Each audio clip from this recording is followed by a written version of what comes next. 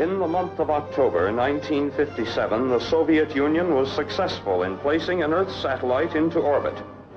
In so doing, they changed the entire concept of modern warfare. The story you are about to see would be inevitable should the wrong people gain control of that government.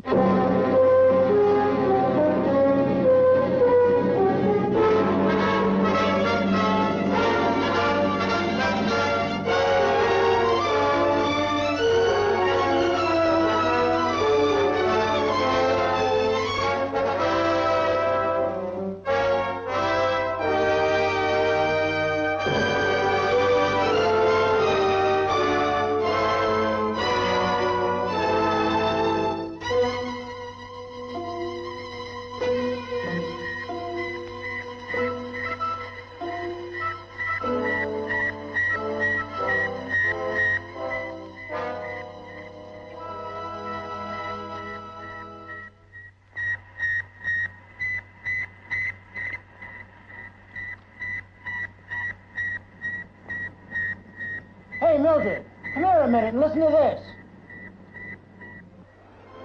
And so the cogs of an intricate federal machine began to revolve. The task of finding out about the intent of this foreign achievement eventually ended up in the office of the Central Intelligence Group. We believe it was fired from a base in the Caspian Sea area, using their prototype ICBM as the rocket power to put the satellite in its present orbit. We plotted each circuit of the globe to be in a southwest-northeast direction and to take 96 minutes. That's about all we know, except that it is broadcasting on two common frequencies, and the signal is not coded. What we do not know is whether it is sending out code while over Russia, and if it is, what information it may be given. We think at the moment it may be nothing more than a device for propaganda, but they may have a big jump on us. I'll let Dr. Hemlick explain. The intercontinental missile program has been held up awaiting some way to get a report on three vital points to do with outer space. One, the exact density of the air at the altitude the missile will travel. Second, the effect of radioactivity on such a rocket. Third, do the other planets exert enough gravitational pull to cause deviation in the navigational equipment? The whole purpose of a world satellite is to find the answers to these questions. The first country to obtain these information will be able to fire a successful missile within 6 months. You may as well answer it, General. That's all I have to say. Watkins here. Yes, sir. Yes, sir. Right away. Yes, sir. The pencil, please. Thank you. Yes, sir.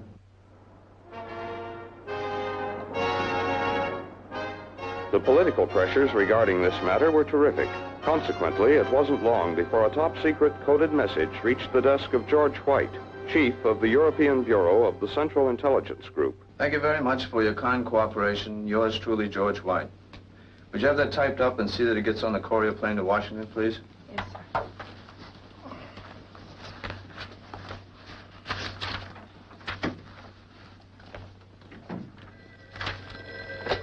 Hello? Oh, yes. Will you send him in? I've been waiting for him.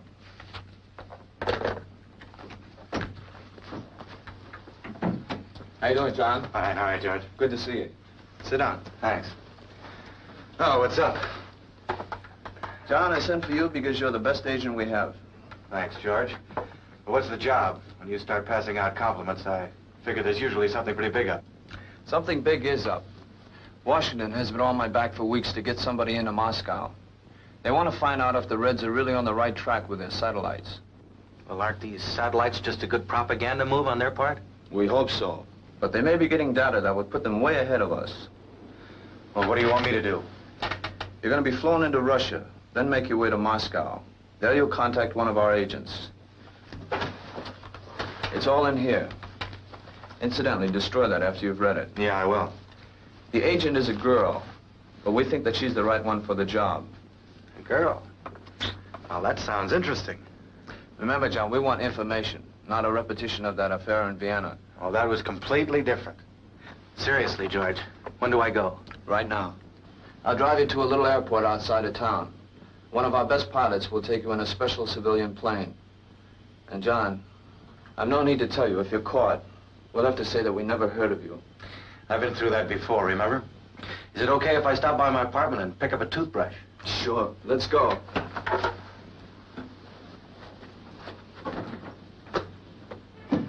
White drove Manston to a tiny civilian airfield.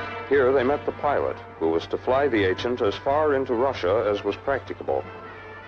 They were using a civilian plane with civilian markings to avoid as much suspicion as possible, and with the slim hope that if caught, they could pretend to be two innocent civilians who had strayed off course. White himself was not happy as the little plane lifted into the air. It is never pleasant to send a personal friend into such danger, but this job had to be done, and the best man had to do it. During the flight, all papers were first memorized, then destroyed, except for the false ones that identified the two men as tourists. It was not possible to proceed all the way to Moscow, the ultimate destination. The range of the little plane was not sufficient. Also, the vicinity of the Russian capital was too heavily guarded for a landing. Therefore, it was necessary to put down soon after crossing the border of the Soviet Union. There was a small vacant pasture, which the pilot had used before.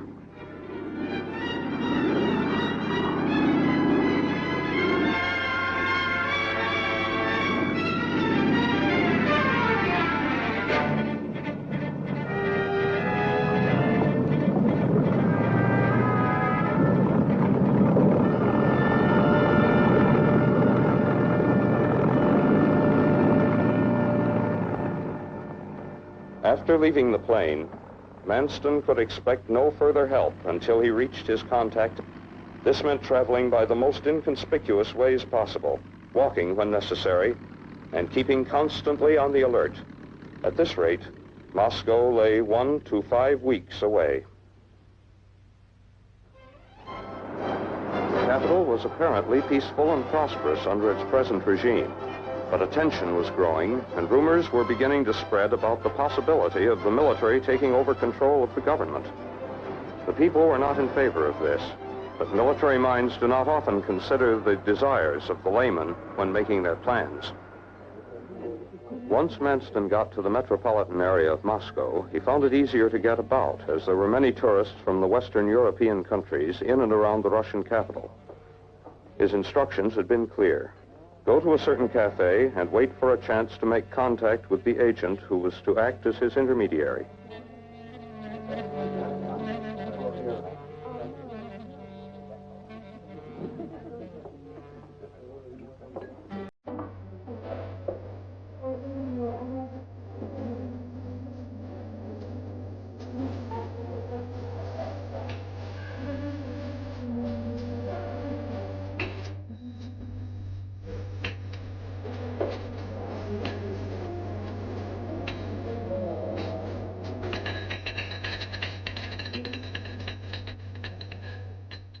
On the surface, Manston was calm, but underneath was a growing fear that perhaps the political situation would disintegrate so quickly he would be unable to complete his mission. As the girl appeared, his immediate concern was to establish contact without being observed. On this action hinged the success of his entire mission.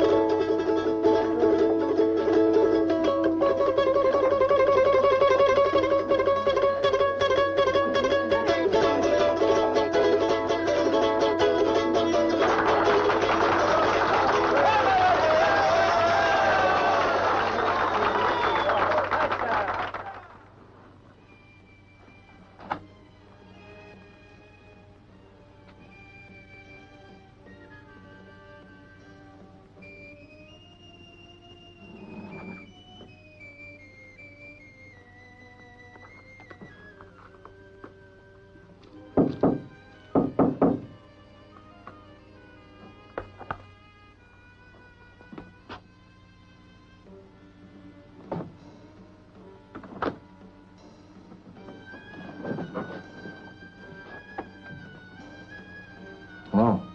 Did anyone see you? No, I waited till the porter went upstairs to the floor above. You look different in these clothes. May I verify your papers?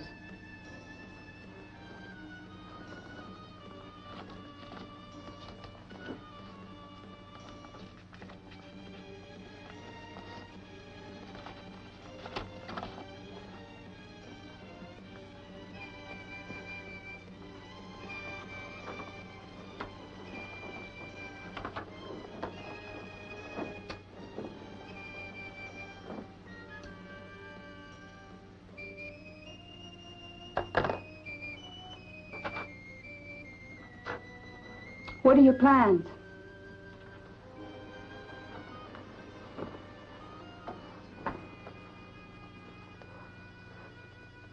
First, I must find out if you feel the same way now as you did 2 years ago when you contacted our legation in Turkey. Yes, I do. I haven't changed my mind.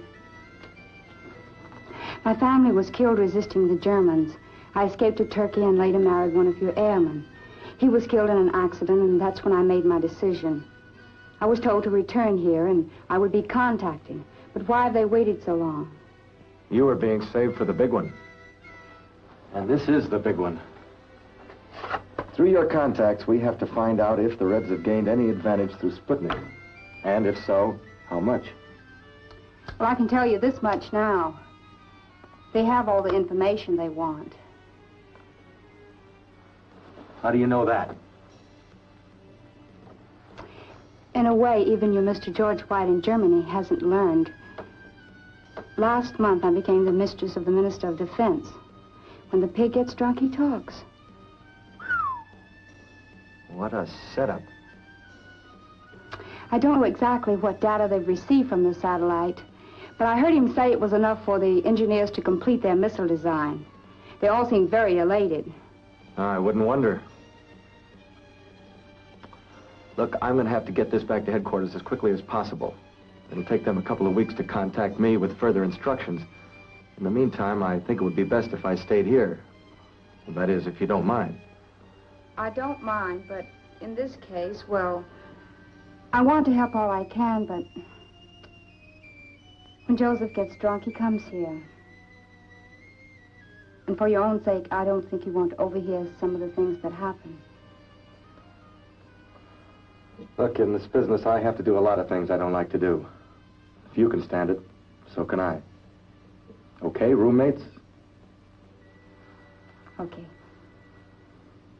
Oh, they've received at least some of the data they needed. I'm sure now they're ahead of us.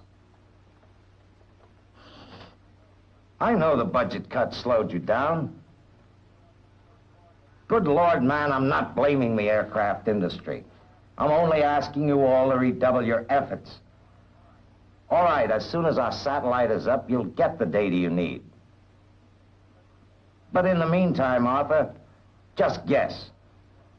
And for all our sakes, guess right. The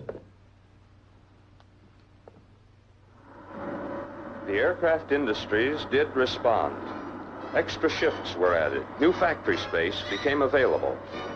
Most important of all, the inventive and manufacturing genius of American industry was turned to the job at hand, to build a successful intercontinental missile. New manufacturing techniques, many of which were still only in the planning stage, were pushed to completion and put into effect. It was now possible for a section or even an entire factory to be completely controlled from one central point. Automation meant that every stage of manufacture could be minutely inspected during every production process. Fantastic standards of accuracy and unbelievable production records became commonplace. With many different models becoming available, it remained for the final testing to indicate which design had sufficient potential to be developed into a production model. Not only did the final model have to be capable of probing deep into space in search of vital scientific data, its military potential was to be such as to discourage enemy attacks on the North American continent and on the millions of American people. As construction reached a peak, so did the tension. Millions upon millions of dollars of the taxpayers' money had been spent without adequate proof that such a project was even feasible. Before an intercontinental missile could be successful, engineers had to solve many new and insoluble problems. One of the most important was the design of the nose cone. So far, no material had been able to withstand the tremendous heat generated by the rocket re-entering the Earth's atmosphere. Costly as it was, the only way to make progress was by testing, testing, and testing still again. As each new design was ready to be proved in actual flight, it was sent to Cape Canaveral. With it went the engineers who designed it, nervously awaiting the few moments that would spell success or failure for their months and years of painstaking work.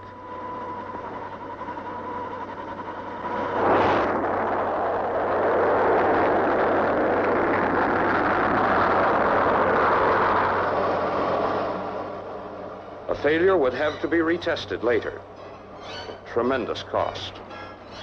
A successful flight would add one or two more precious scraps of data to America's steadily growing fund of information about rockets and their behavior.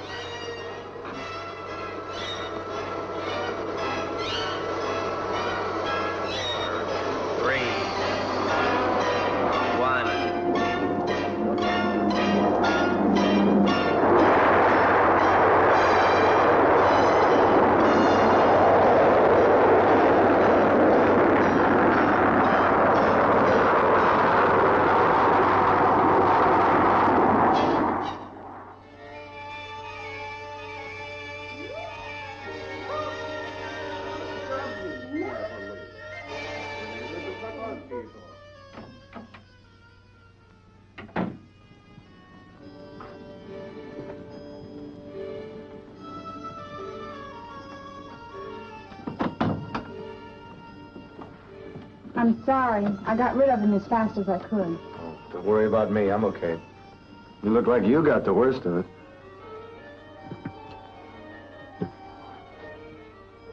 All right, tell me. Did you find out anything? Yes, I did, but I'm afraid it's not good. There has been a split in the Presidium. Tomorrow, the military are going to push for a showdown. They want to strike as soon as the missile is finished and while your country is still unable to retaliate. Well, when will their missile be ready? I don't know. A lot depends on the vote tomorrow. Hard to believe that a group of civilized men could sit around and calmly discuss how to murder 5 or 6 million others. For the first time, we're ahead of the world. Such a power can do unbelievable things. Well, looks like you maybe picked the wrong side. I'm happy with my choice.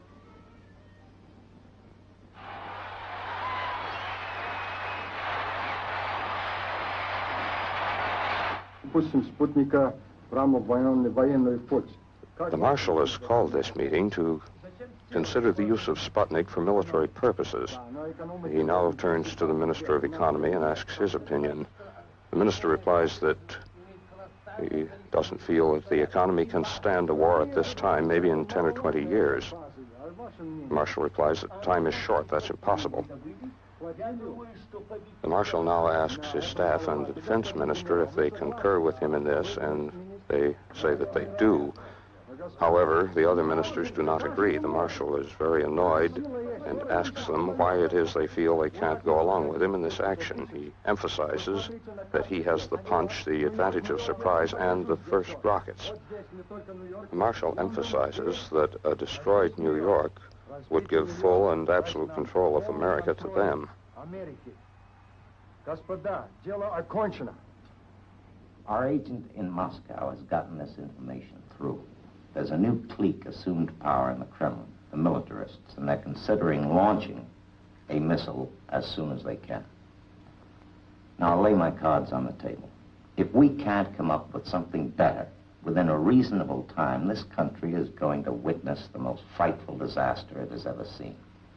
You've got to give me the answer. You've got to give me something.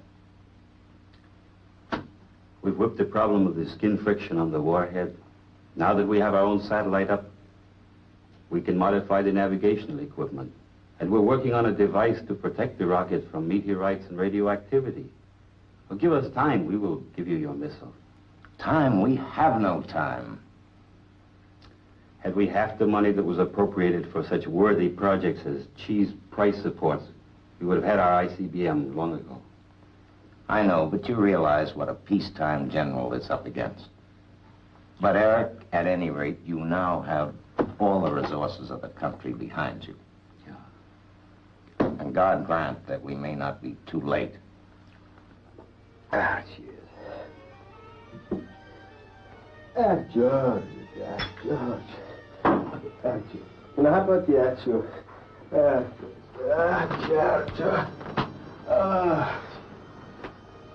Gee. Ah, George.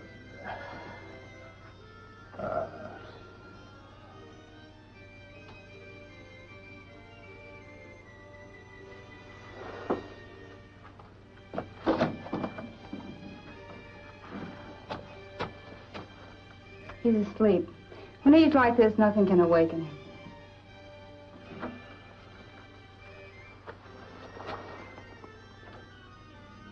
I wish I knew what was going on inside that brain of his. Perhaps you will.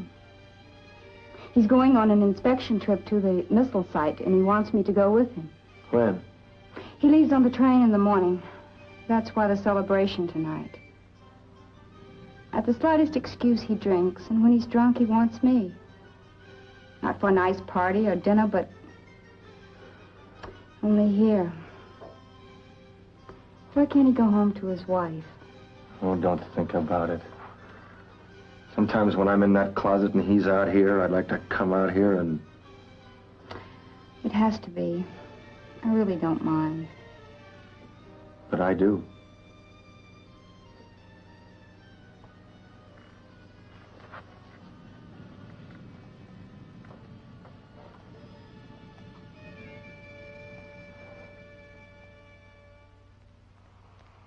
far to the north lay this fully operational missile base. Standing ready, an intercontinental missile capable of completely destroying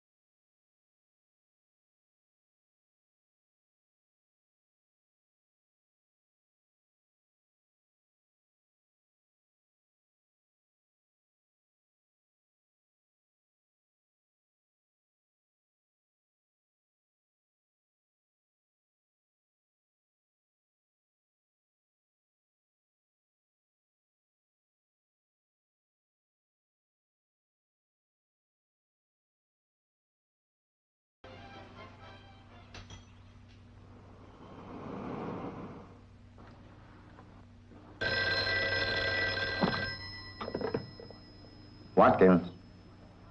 Oh, hi, dear. No, why don't you go ahead and eat without me? We're testing tomorrow. Oh, I'll be here all night finishing this paperwork. Well, why don't you and Helen take in a movie? Honey, I just have to get these reports out tonight. I know, we've been through all this before. Okay, good night.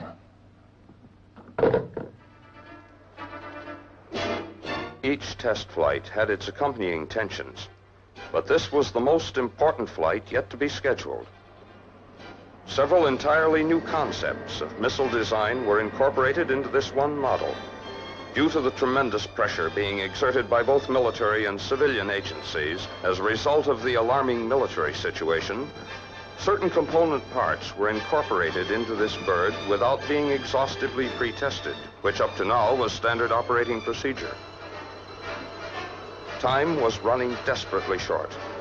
The hopes of America and the millions of dollars invested in the missile race up to this point depended upon the successful flight of this one missile. Not only was it important that the satellite be successfully launched into orbit for propaganda and scientific purposes, but at the same time, the rocket itself would be proved capable of carrying a nuclear warhead to any point in the world. Everything had to work without fail.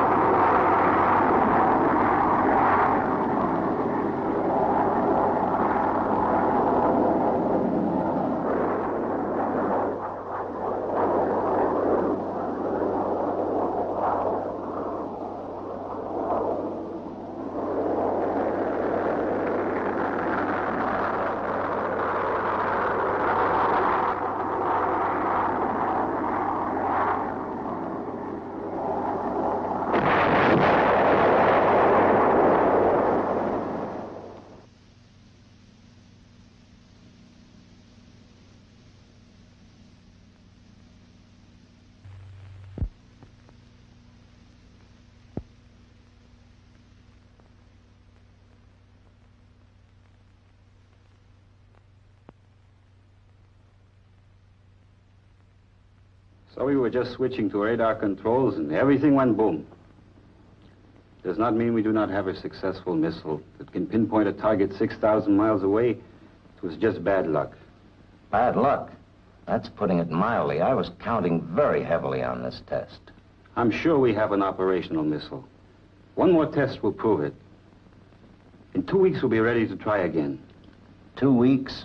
We don't have 2 weeks.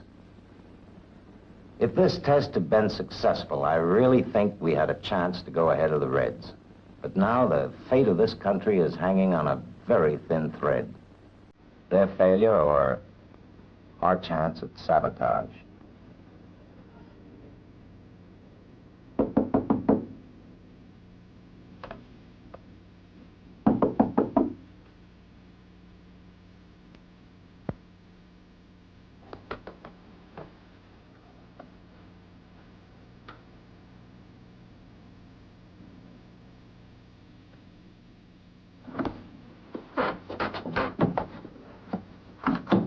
Who are you? What do you want? Tanya sent me. Look at the note. I was awfully afraid I'd missed you. She's run away from the minister.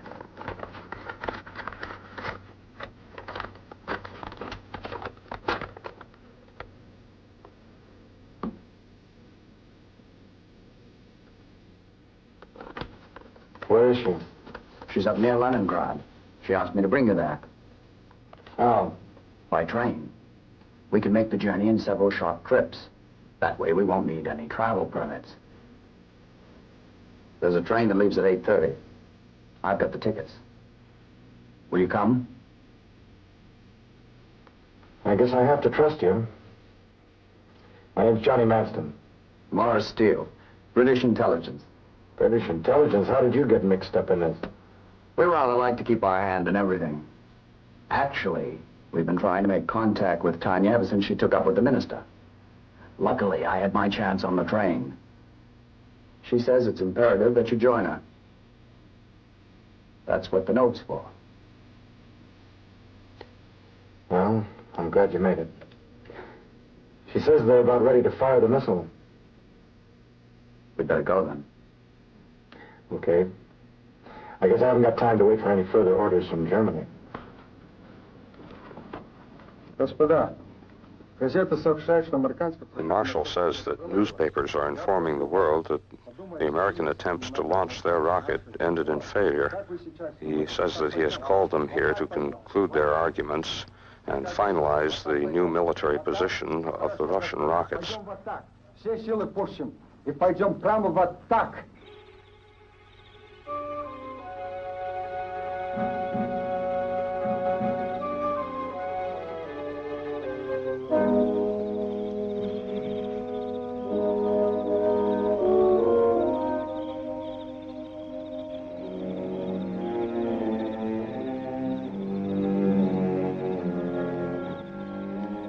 Careful.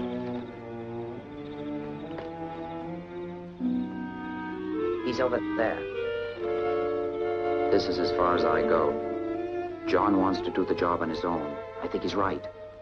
You see, these woods are so filled with guards. Alone, he'll stand a better chance. Give him this. Wish him luck. Thank you. Will you be contacting us again? I'll try to set contact in Moscow. Tell him to be careful. You know, I sort of like the guy.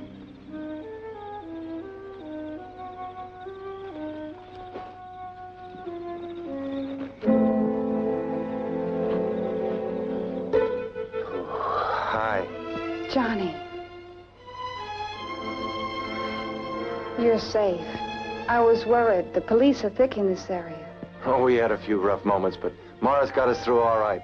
I owe him quite a lot. Why did you send him back? Because it's a one-man job. It'd be tough enough for one, let alone two. Have you any further news? They're gonna fire the rocket at New York tonight. New York tonight? Aren't they afraid of retaliation? Your test missile crashed on takeoff.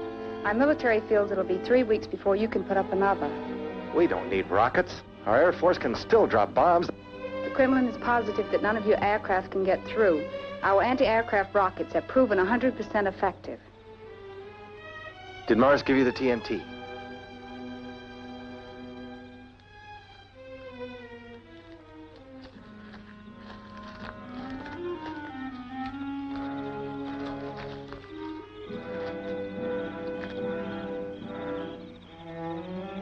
Where's the site from here? I'll show you. I told you I must do it by myself. You couldn't possibly get in there alone. I've got to go with you. no matter what happens. Do you understand? I think I do.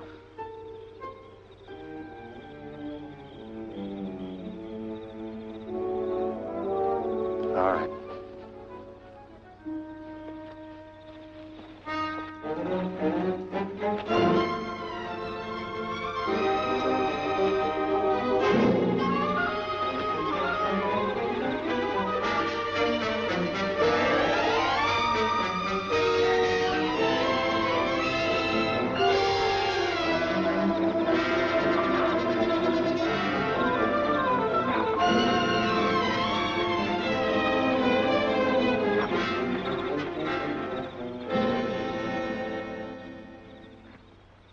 Toy! Dorothy! Really, old boy, I don't know what you mean. Nobody said I couldn't walk out here. Iggy!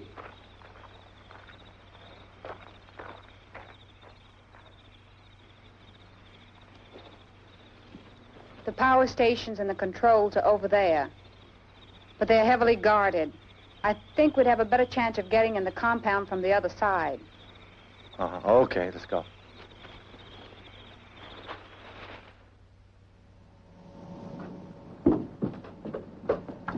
Winner's planning. Давай.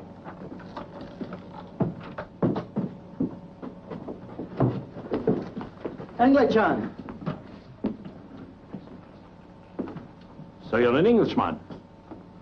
Let me see your papers authorizing you to be in this area. Well, actually, all I have are...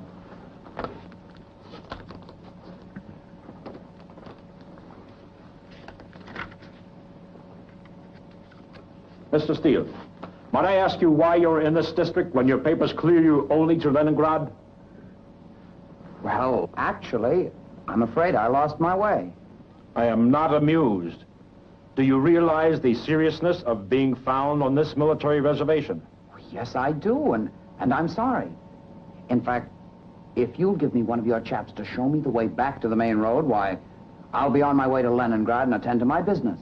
Perhaps you were spying on us. Sabotage, maybe. Were you alone? Of course I was alone. Look, nobody told me at the embassy that I couldn't go out and take a bit of a walk in the woods. I simply lost my way. You are lying. You will tell me who was with you. I've told you before, I was alone. What else could I say to you? We'll see.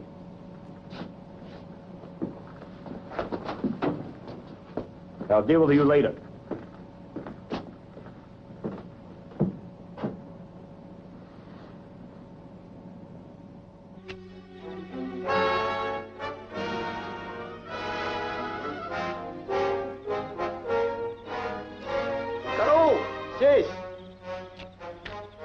Здесь. Я слышал шум там. Иди посмотри, шпиона. Скорей, иди.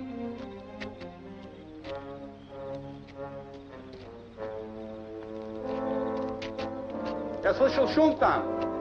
Шпиона, иди посмотри. Леса, скорей, скорей. Иди.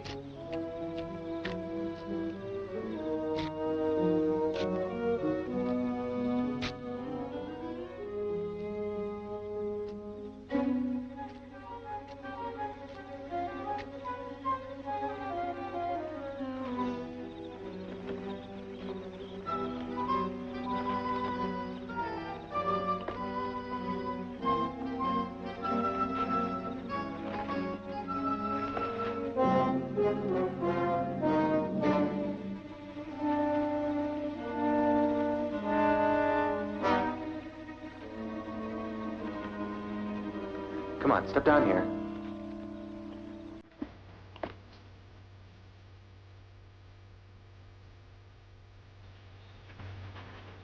That's it. Come on, right across now. Yeah.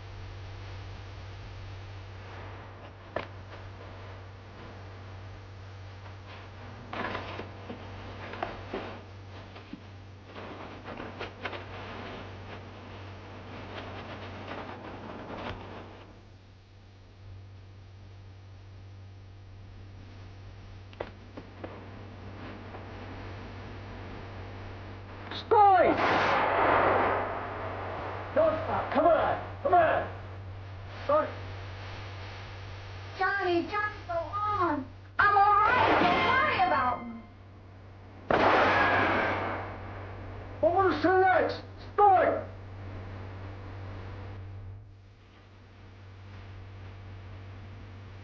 Start.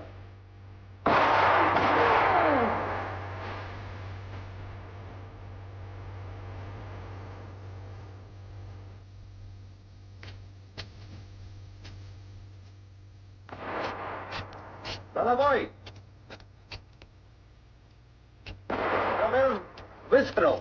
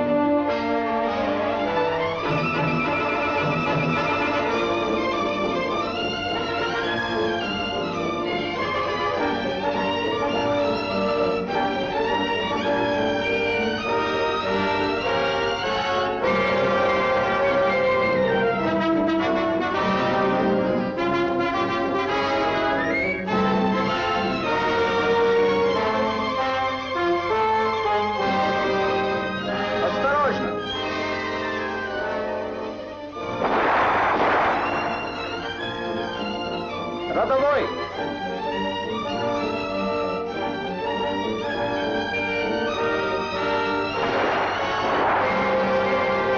Стреляй! Стреляй!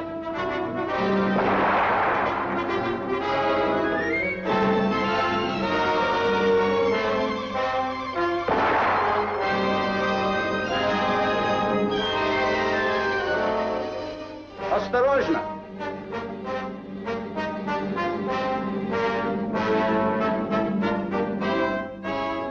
Караул! Караул! Скорей! Слушаю! Поможи мне! Быстро!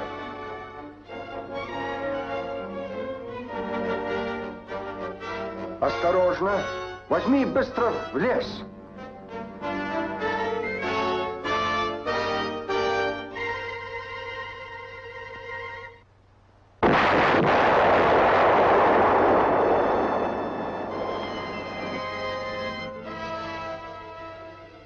Hey, Tanya! Tanya, we did it! Where are you, Tanya?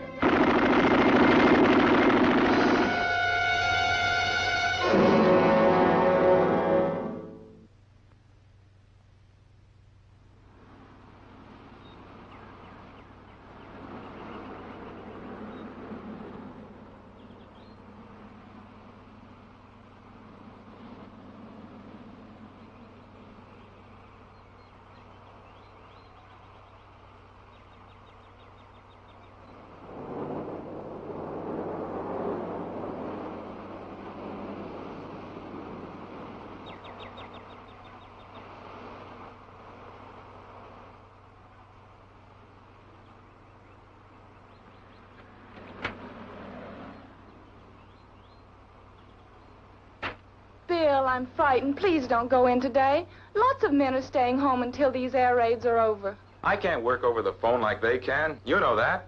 Besides, I have to go. Just like you had to go to Korea, and before that, Formosa. We were younger then. Now we have little Bill. You have to face your responsibilities. That's what I'm doing. Pat, in case of a raid, there's nothing I could do for you and Bill. Here you'll be safe. But I can be of help on the air. Pat, in a real emergency, people will have to depend on radio completely. Besides, you can't believe all those phonies. Stories and rumors the papers pick up and print. Maybe I'm silly. If anything should happen to you, I don't know what I'd do. Don't worry. Nothing's going to happen to me. Well, there's my train. Please, Pat, don't worry.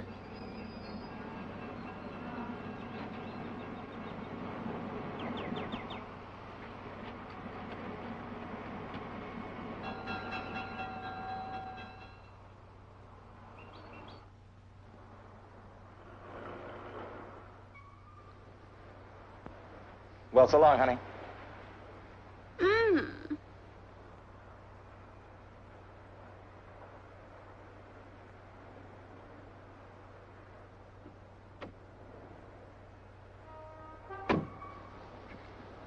So if you want me to go out with you tonight, you gotta wear a tie. I'm tired of everyone thinking my husband's a bum. I am a bum.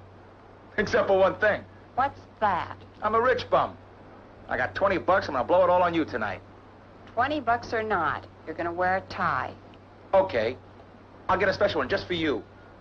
With a new dame painted on it. Very funny. Very funny. I'll see you.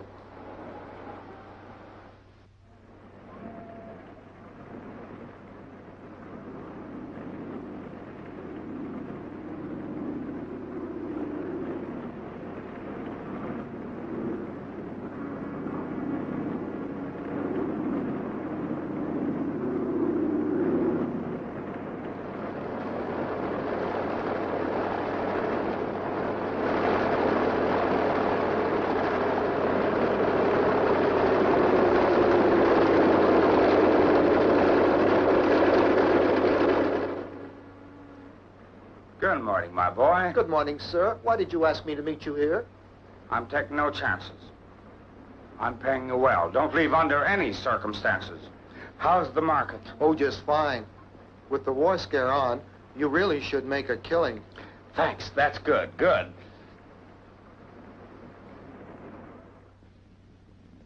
Good morning out there. This is Bill Deal again with the news and views of today. And I must say, for the first time in a long time, the outlook is brighter. The Middle East and the Far East are quiet, at least temporarily, and the Kremlin, through their Foreign Office, has made it known that they're open for discussion on matters that have long been in disagreement. Perhaps the large advances we have recently made in our missile program has caused this new thinking on their part. The successful launchings of our many satellites apparently has closed the gap in the missile race that has existed since they first launched their Sputnik 1 many months ago. It seems apparent that the new powers in the Soviet Union are far more interested in peace and an ending to the Cold War than their predecessors were. It is reported that a very important meeting will take place in the Kremlin at 8:30 p.m. Moscow time today. That will be about 3 hours from now, so we'll try and have something for you in the afternoon news. Now for some local happenings. Капитан, ты проверил все? The marshal is asking the captain if he has double-checked everything, mechanical and electrical. He says, now listen carefully, Captain. There cannot be a mistake. This is a great moment in your life. All right, start the countdown. Gentlemen, the ultimate decision has been made.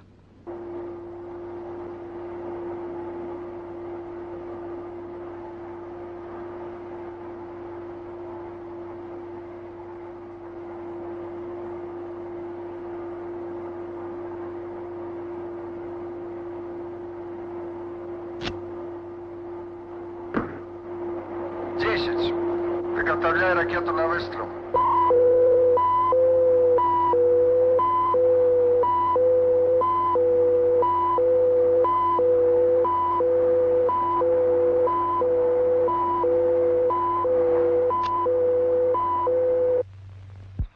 Проверь электрические проводы.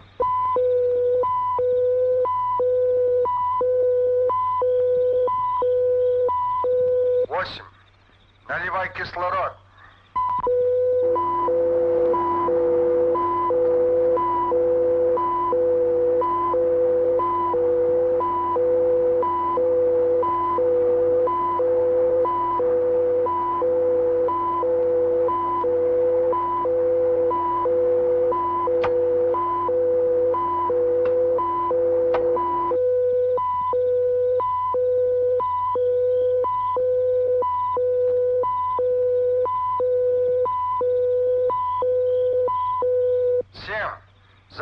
кислород.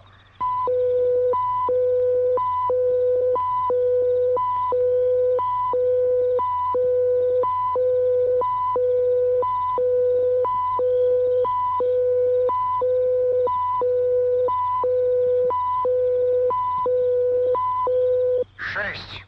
Проверь платформу.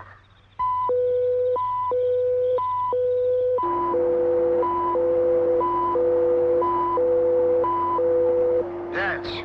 Проверь комплексы инструмента.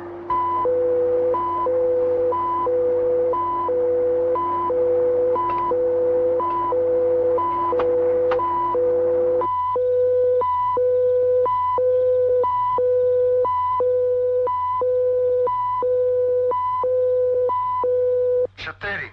Проверим всю механизм.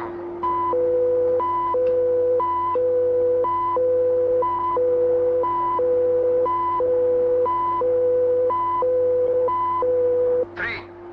Проверь температуру.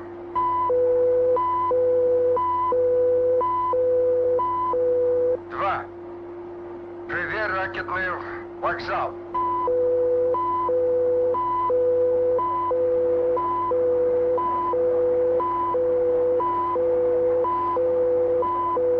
Один. Стреляй.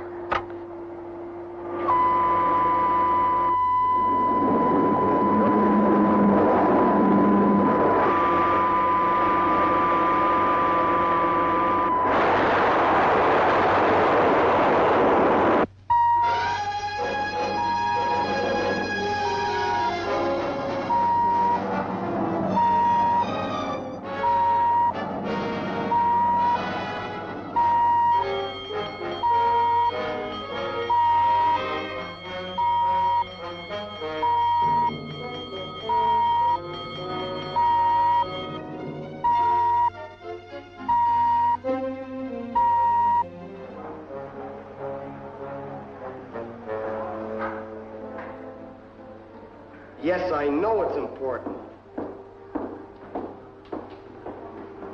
But the general is on his way from the Pentagon. One moment, please. Here he is now.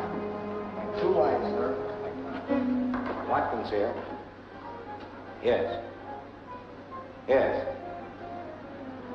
Are you sure it's not an aircraft? Yes. Yes. Have you got a plot on its direction?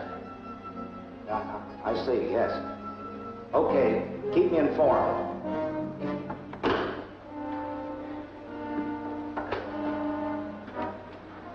Defense Command, please. Hello. This is General Watkins.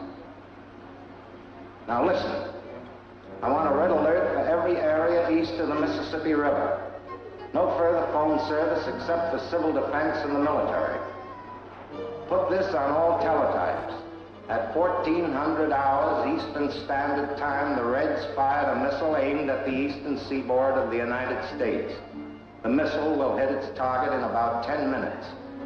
No other facts are known, but we'll try to keep you informed. One more thing. Alert all emergency forces in the country. We're going to need them.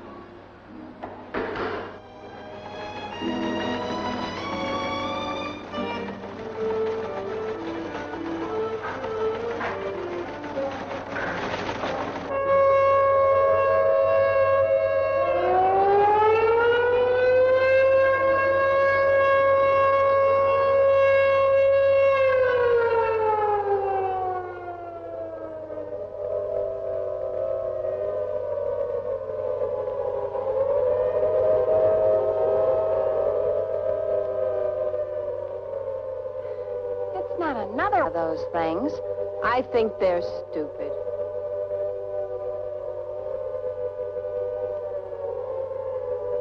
So she says I'm a bum because I don't wear a tie. I went out and I bought it. Man alive. Is she gonna love this? Come on, you guys. Yeah, sure. Let me see. This one here's too much. Wow.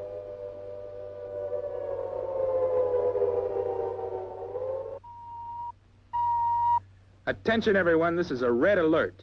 This is a real raid. The Russians have aimed a rocket attack at us. I repeat, this is a red alert. Anyone listening to me now, switch to civil defense. 640 or 1240 on your dial and follow instructions. I repeat, switch to 640 or 1240 on your dial and get your instructions from civil defense. This is a raid. Take shelter and do not make any phone calls. Please keep the lines free for military calls only. You have about 8 minutes. Take cover and listen on 640 or 1240 on your dial for further instructions. Attention, attention. This is a real raid. Your lives are in danger. Take cover immediately. Attention, this is a real raid. Take cover immediately. Attention, attention.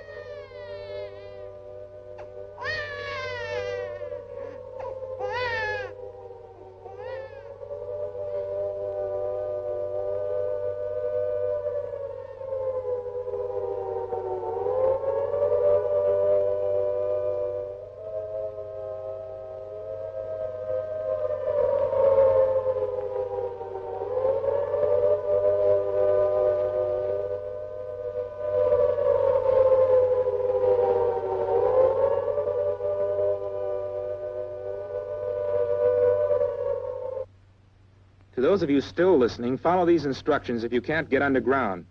Cover yourself with wet newspapers and lie still until the blast has subsided. Don't touch or eat anything, and above all, keep calm and follow instructions. All radios should be turned to civil defense at 640 and 1240 on your dial. Okay, let me have it. That's what I thought, yes. The New York area. Okay, thanks. Buzz bombs, kamikazes, we could always shoot them. This thing is coming straight down. Oh, there's a slim chance. Nike controls, please.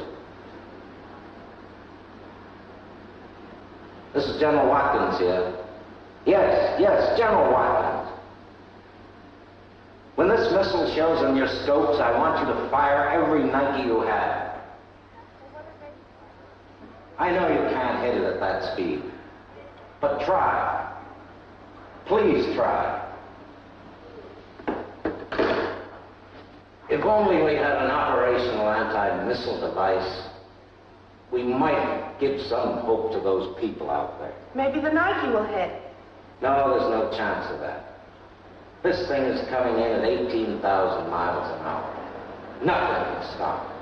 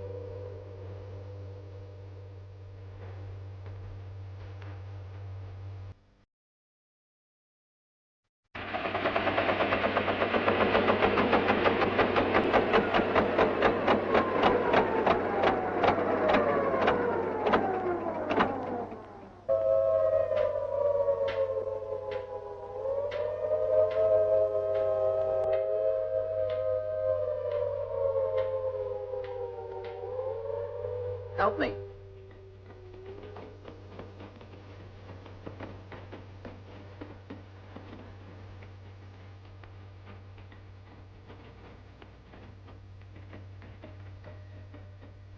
The President has called a meeting of the Joint Chiefs of Staff to discuss retaliation for this unwarranted attack. The White House has been moved to its emergency headquarters, and all military personnel are asked to report to their bases as soon as they safely can.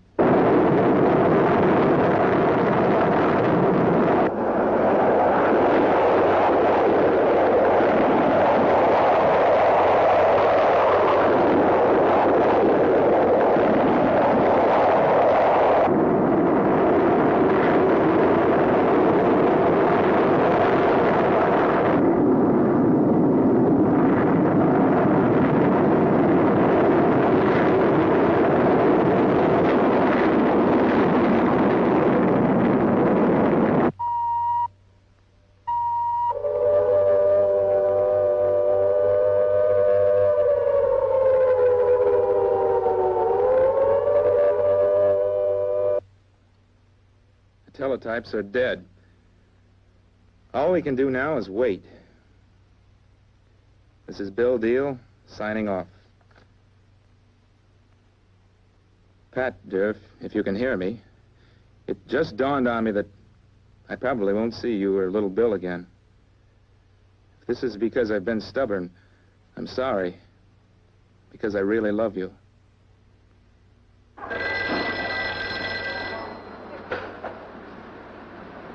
General Watkins.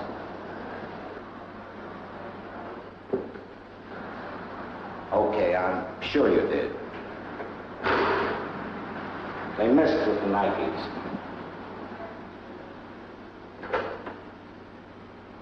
Give me the White House.